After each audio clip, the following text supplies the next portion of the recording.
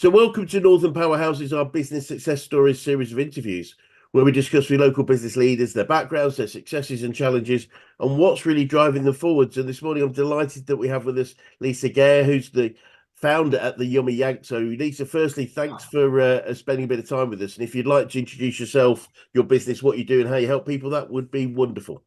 Thank you. Nice to meet you, Chris. Nice to be here. Thanks for having me.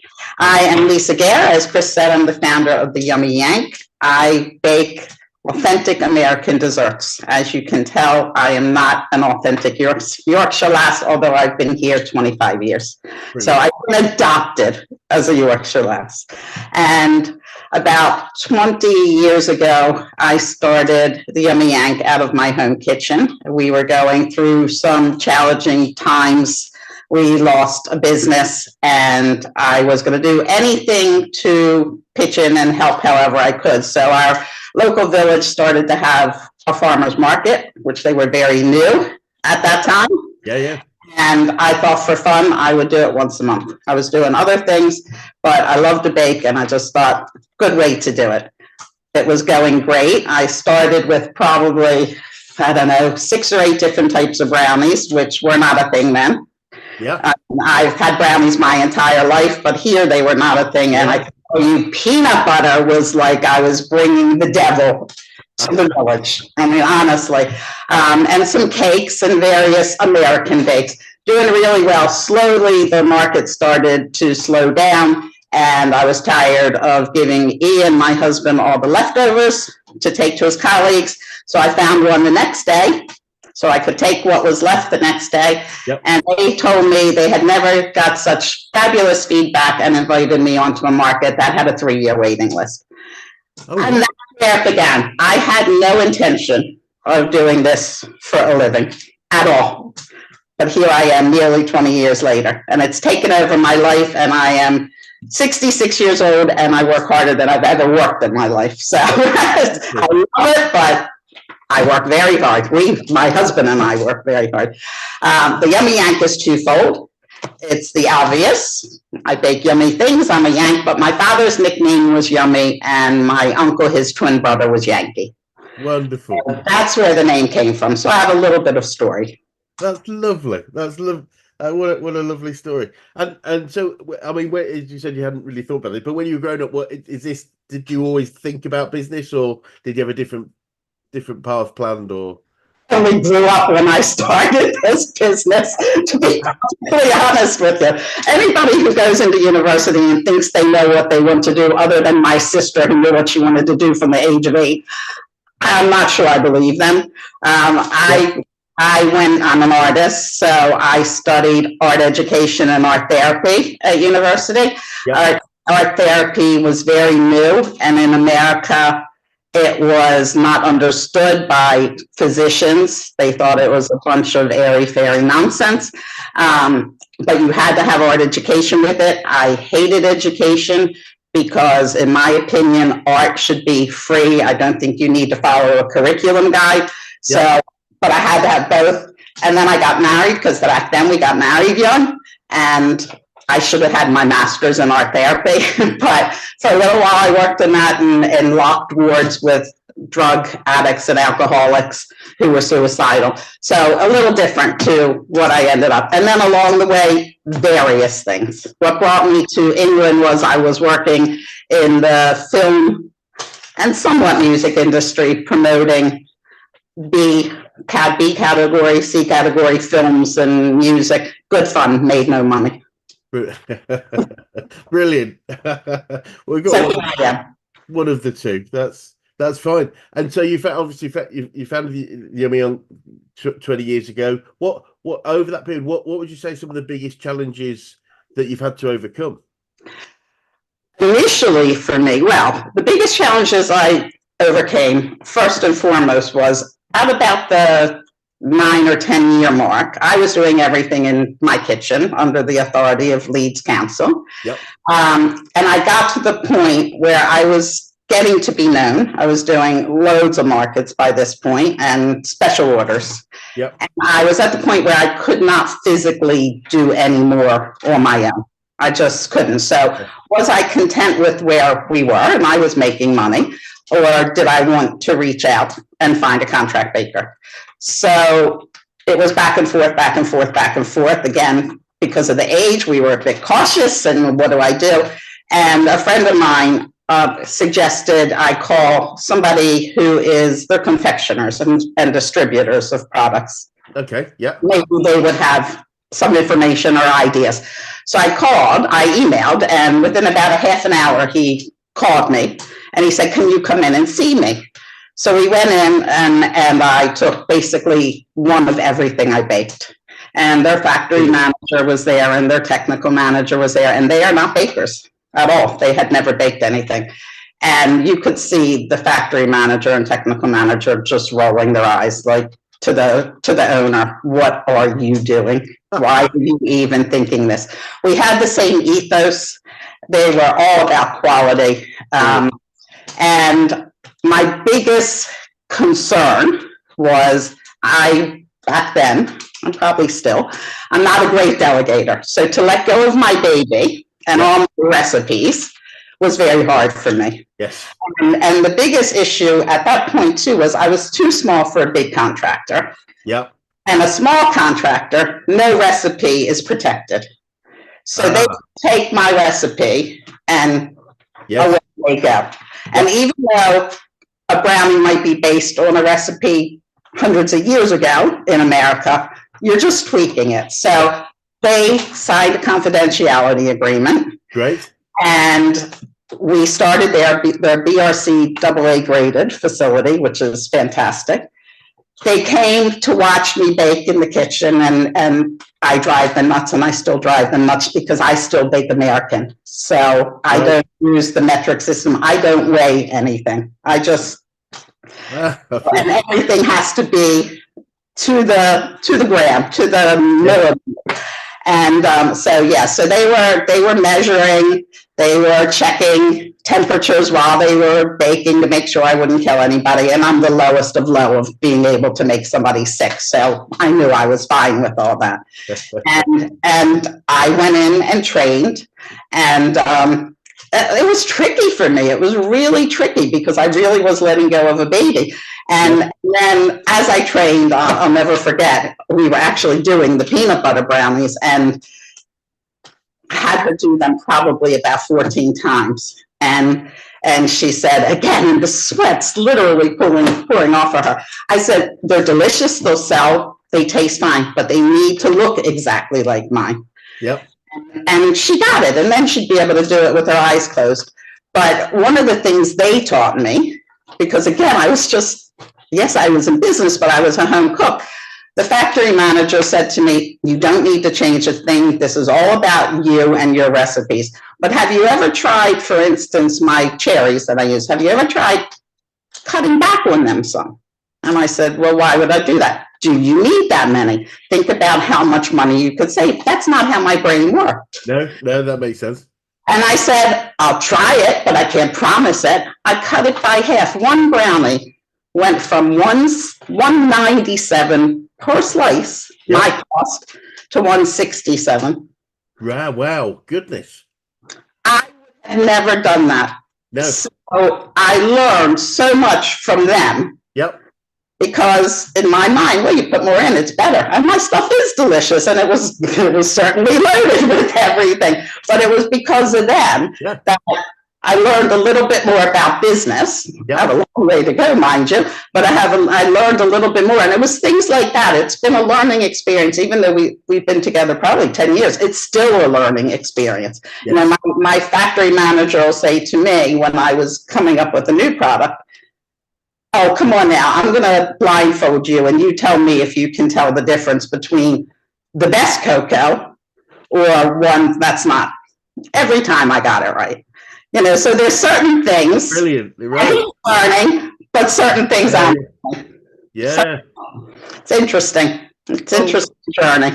So absolutely fascinating. That as you say, that sort of coming from home baking into that commercial world, and how things, you know, had to mesh to be effective. What a difference though, just a small change in one ingredient. 30p per slice, not per tray, per slice. Yeah, that's so fundamental, isn't it? It was very interesting. And I went with them because they never baked before. I went with them to pick out my own commercial ovens and pick out all the equipment and see how I like them baking. And this one other oven I ended up gave itself a shower every day. It was like the sexiest thing ever. I said, who needs a husband? I just want to stroke the shower in the oven. But that was all new because this was all equipment I'd never used before. Yes.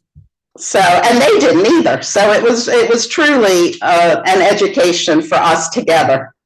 My goodness. And having done all this, did they do any contract making for anybody else, or is it purely? No. Part of the agreement was that it would only be for me, and if it did come to anybody else, they would have to run it by me, see if I could do it, or see if it's okay with me.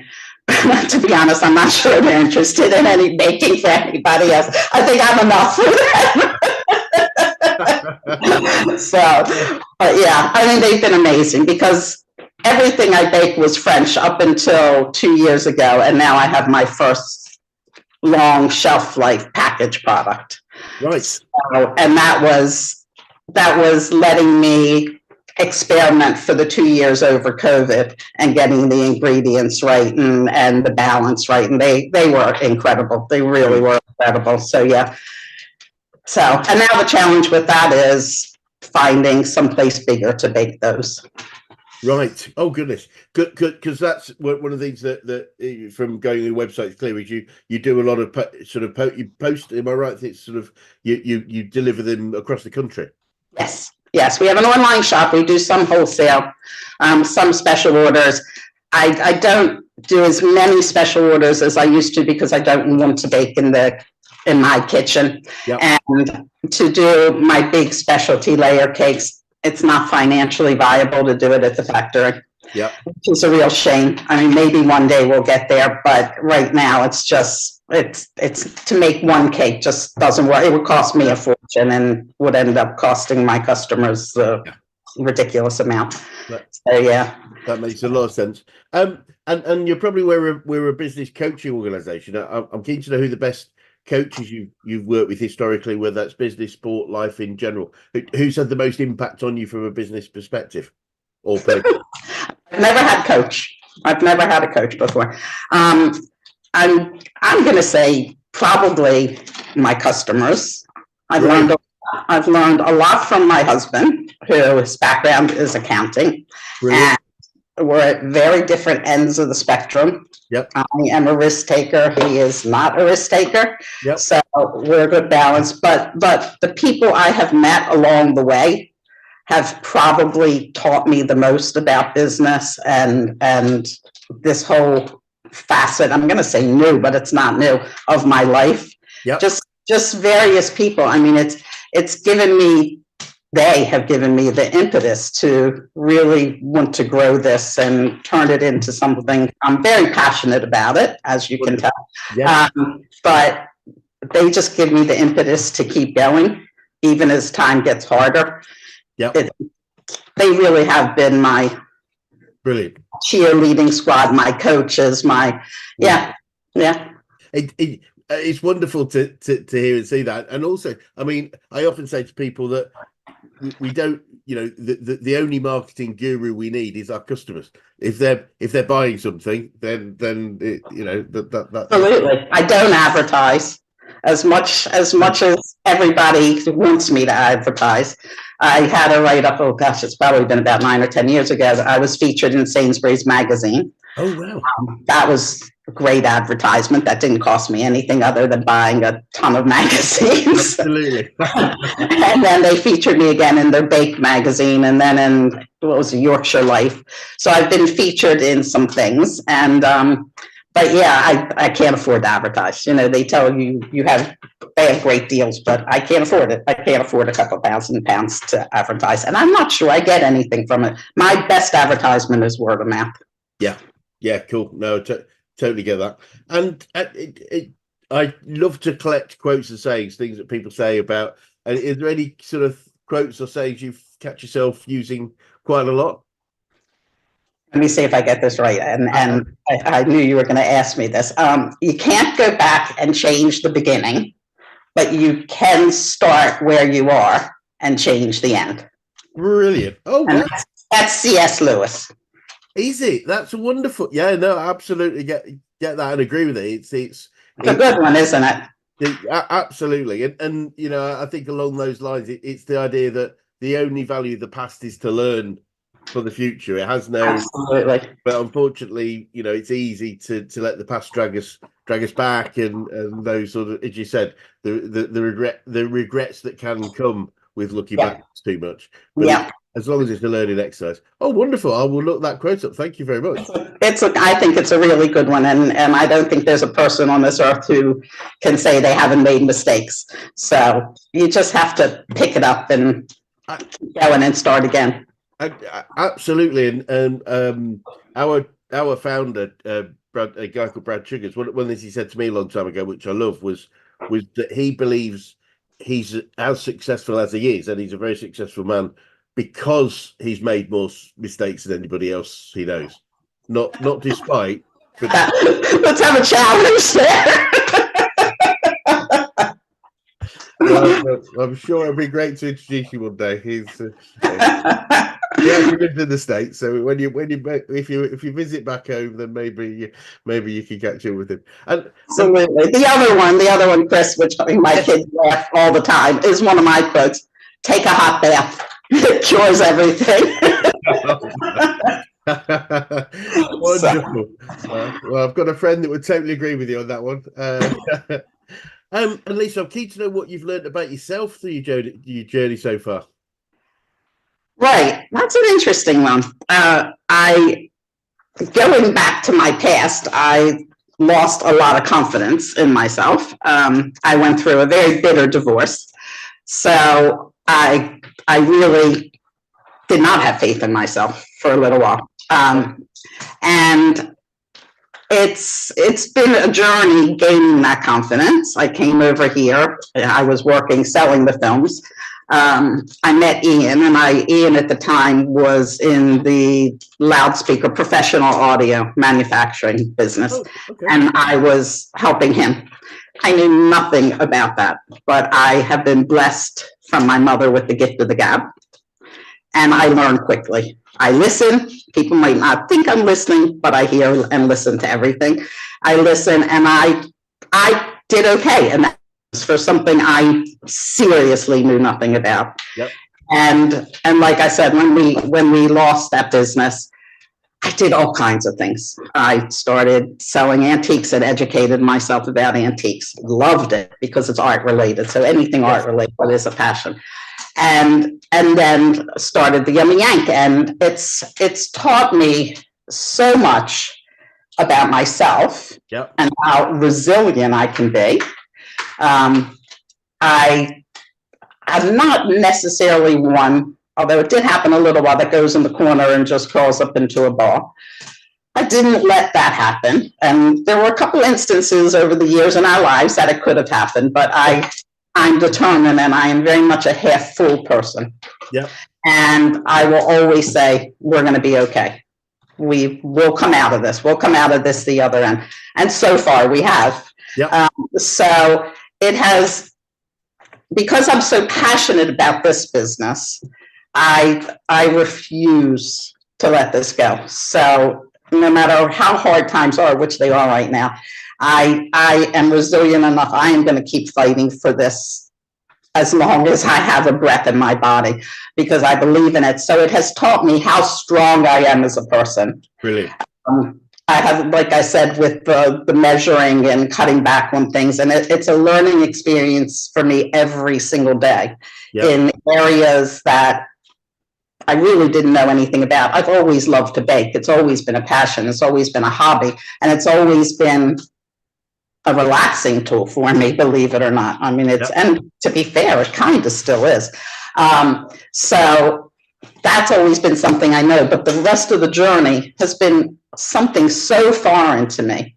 And I realize I can, I'm not going to say everything because I wouldn't be able to do everything, but I can do so much more than I ever gave myself credit for. And I'm very proud of that. And as I get older, I realize it more and more and more and more. You know, when I used to listen to my parents, old age gives you wisdom. It kind of does. And I'm not old, but I'm not young. And it kind of does, because you're just picking up pieces along your life's journey. Yep. That really helps out in so many ways.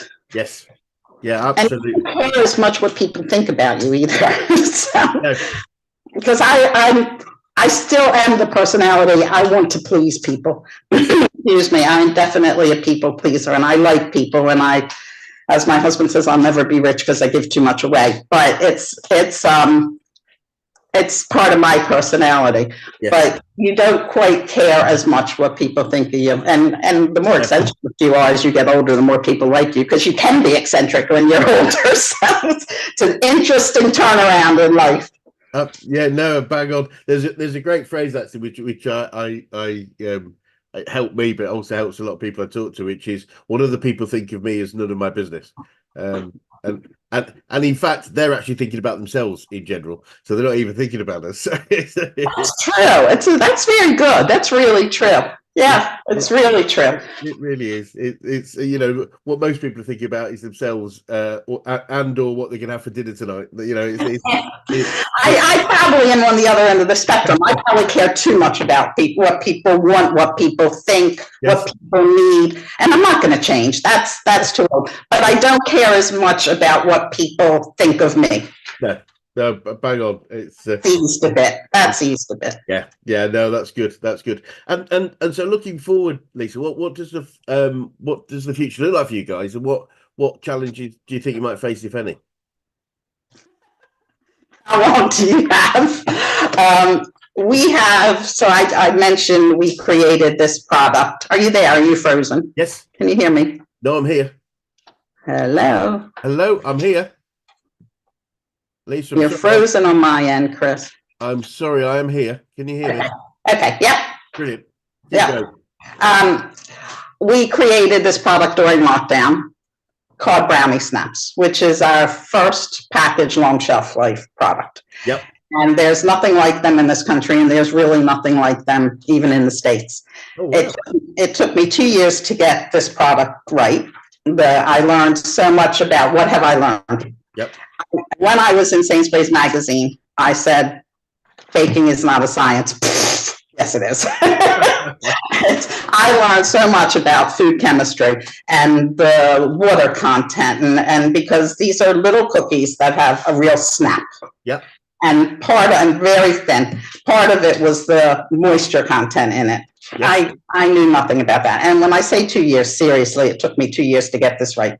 Wonderful. The factory had a machine that rolls out. I don't know if you're familiar with or have ever seen the tins of Danish cookies, the butter cookies. Some are shaped like pretzels. Oh, yes. Yep.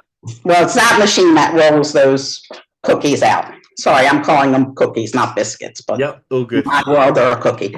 And this machine was sitting doing nothing. And because we're getting older, we go up and down the country doing festivals.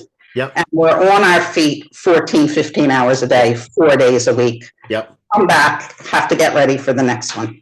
And it's a challenge. Yep. I love it. It's my favorite part because I'm meeting people, but it's a challenge. And none of our daughters will want to take that over. They all have their own professions. Yep.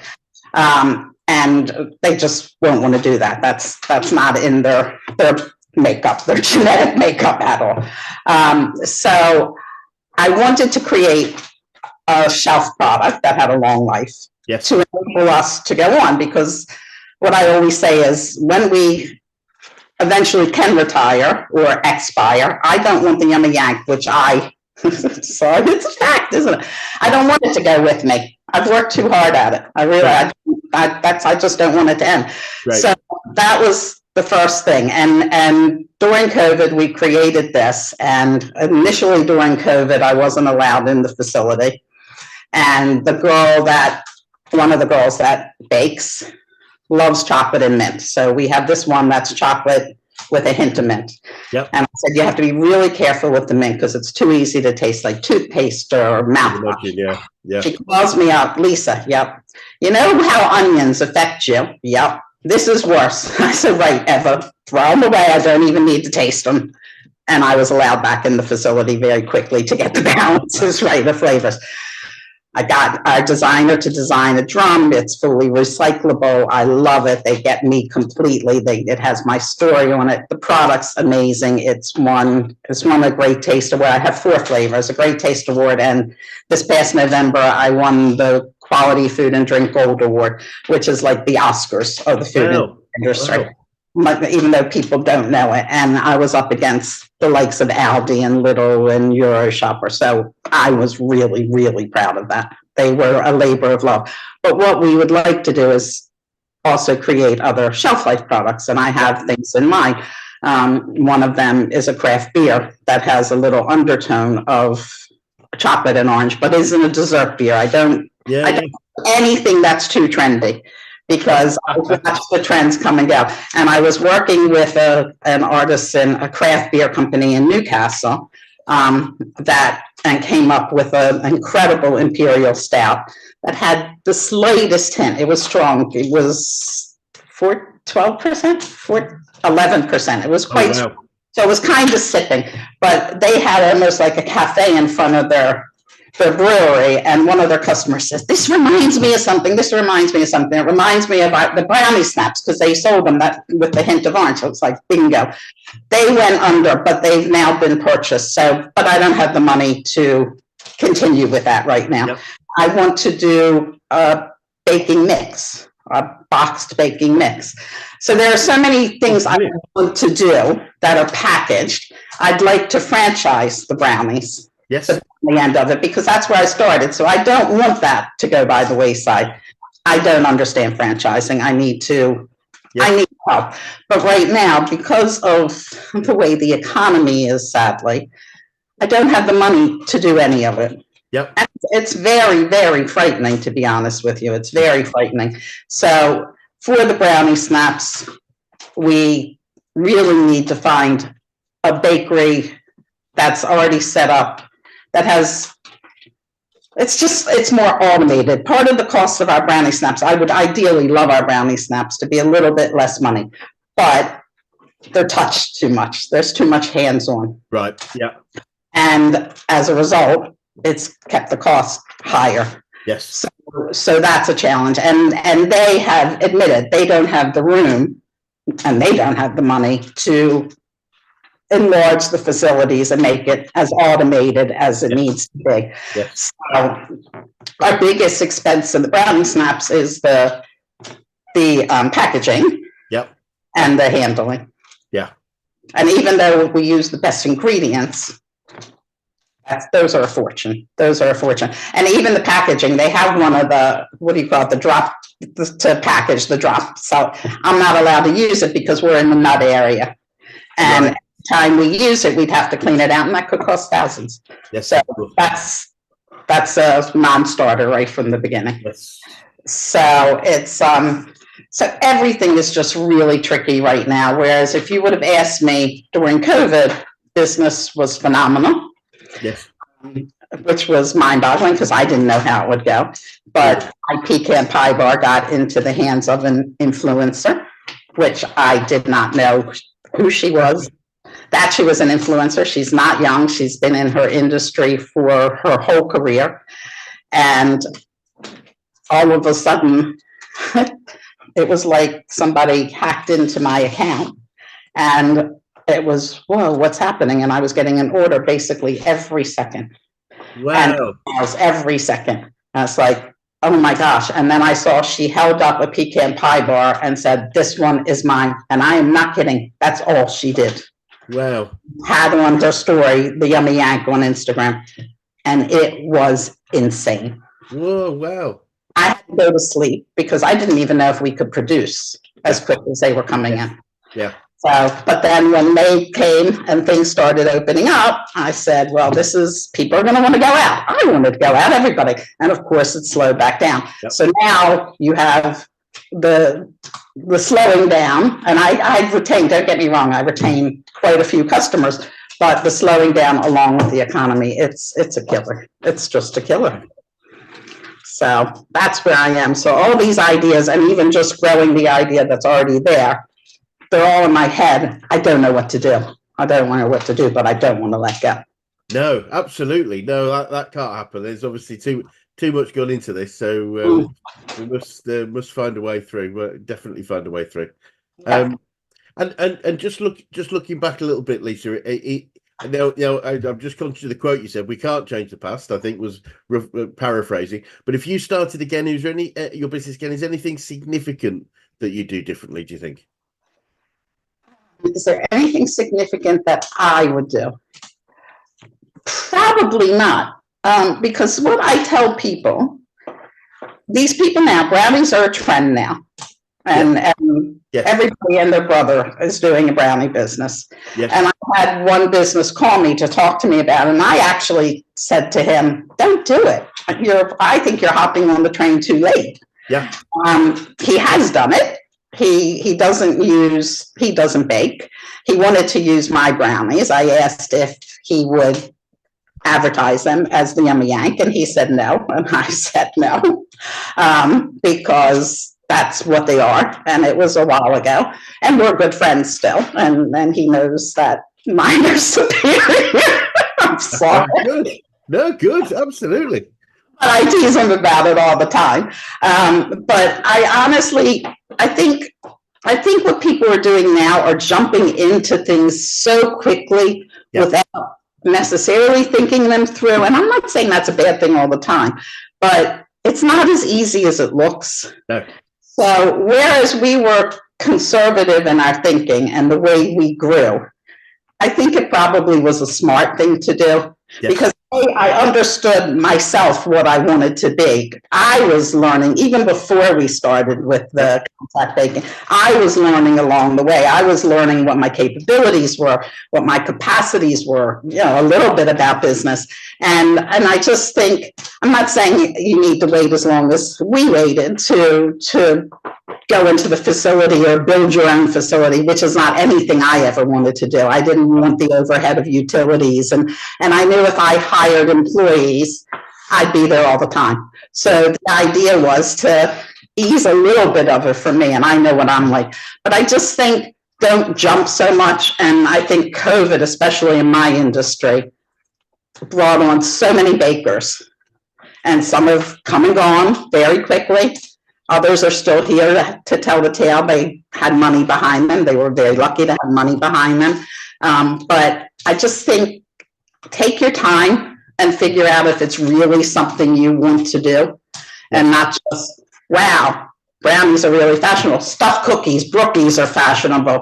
The cruffins, I don't get involved in any of that. When I started, cupcakes were fashionable. Yes. I didn't ever do a cupcake. I don't like them. I don't bake what I don't like. No. It's I just think about it a little bit more and be sure, because it's not as easy as it looks. No, that's very true. And finally, Lisa, what would be the best advice you could give an 18-year-old you if you could go back in time and do so? An 18-year-old me. Yep. Oh, that's an interesting one. Have fun for a little while. Figure out what you want to do in life. Yep. And I did. I grew up. I'm a product of the 70s, but don't think that you have to necessarily decide what the rest of your life is going to look like at 18. Yep. And enjoy it, explore. And even if you're working, explore. It doesn't mean at 18 or when you finish uni at 21 that this is your life forever, because you can always change it. Yep. It's not sealed and it's not in cement. So life can be changed at any moment. Yes. So take your time, figure out what you want, and it might take you along a lot of different paths, which I didn't expect, but you'll get there. You will get there. Brilliant. Sound advice for anybody. And Lisa, that's been really fantastic, and it's great to see your passion for what you do, and it just comes across so strongly, and clearly, just the words you've used is making me hungry in terms of. I'll send you some stuff. Thank you. No, I'm I would love to. Certainly, my kids would love to. That would be. It's funny. People think what I do is for children. What I make is really more adult oriented. Okay, that's it. We put in the front of festivals, but it's really more adult. Brilliant. I'll put my diet on hold there just for you. Yeah. So, look, it's been delightful. It'd be great to sort of swing by in another 6-12 months to just see next stages. But for anyone that's watching that would like to get in touch with you or the Yummy Yank, what would be the easiest way to do so? You can email me at Lisa, Lisa, at theyummyyank.co.uk. As it sounds. All one word as it sounds and a double Y in the middle. Brilliant. Brilliant. Well, thank you so much, Lisa. It's been delightful. And yeah, we look forward to seeing more and more of your products out there. I hope so. Brilliant. Thank you. Thank you. Take care.